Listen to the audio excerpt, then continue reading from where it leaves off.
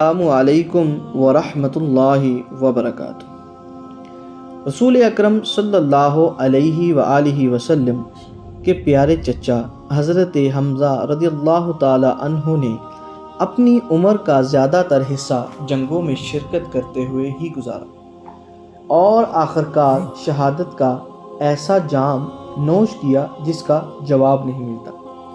آپ رضی اللہ تعالی عنہ نے جوانی کے زمانہ میں جو جنگیں لڑیں، ان میں جنگی طریقہ کار کے مطابق ہمیشہ زرہ پہن کر اپنی مردانگی کے جوہر دکھلائے۔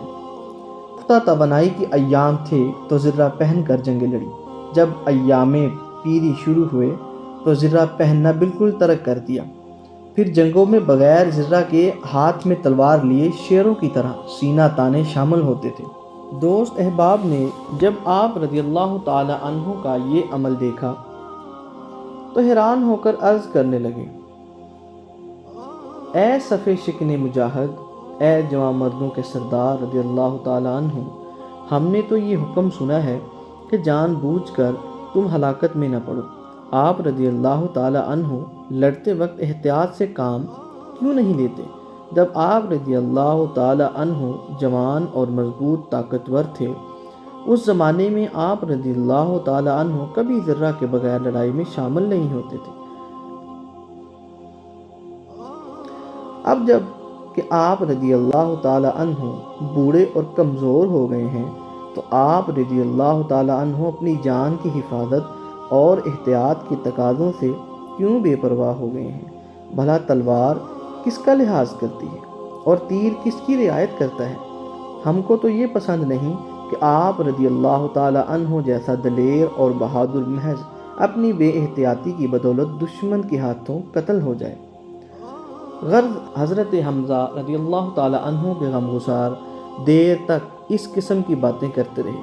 جب وہ خاموش ہوئے تو حضرت حمزہ رضی اللہ تعالی عنہ نے فرمایا کہ جب میں جوان تھا تو میں سمجھتا تھا کہ موت انسان کو اس دنیا کے عیش و آرام سے محروم کر دیتی ہے، اس لیے کون خواہ مخواہ موت کی جانب رغبت کرے اور جانتے بوجھتے ہوئے اژدہے کے منہ میں جائے۔ یہی وجہ تھی کہ میں اپنی جان کی حفاظت کے لیے زرہ پہنتا تھا، لیکن جب اسلام قبول کیا اور رسول اکرم صلی اللہ علیہ وآلہ وسلم کی غلامی میں آیا، آپ صلی اللہ علیہ وآلہ وسلم کی فیض مبارک سے حقیقت سامنے آئی تو میرے خیالات بدل گئے کہ اس دنیا کے رنگ و بو تو عارضی ہیں جبکہ آخرت کی زندگی دائمی ہے۔ اب مجھ کو اس دنیائے فانی سے کوئی لگاؤ نہیں اور موت مجھ کو جنت کی کنجی معلوم ہوتی ہے۔ زرہ تو وہ پہنے جس کے لیے موت کوئی دہشتناک چیز ہو۔ جس کو تم موت کہہ رہے ہو میرے لیے وہ ابدی زندگی ہے۔ اے فرزند، ہر انسان کی موت اس کے کردار کے مطابق ہوتی ہے۔ یہ تو ایک صاف و شفاف آئینہ ہے جس میں اپنا ہی چہرہ نظر آتا ہے۔ درس حیات، موت ایک تلخ حقیقت ہے، اسے شیریں حقیقت بنانے میں مصروف عمل رہو۔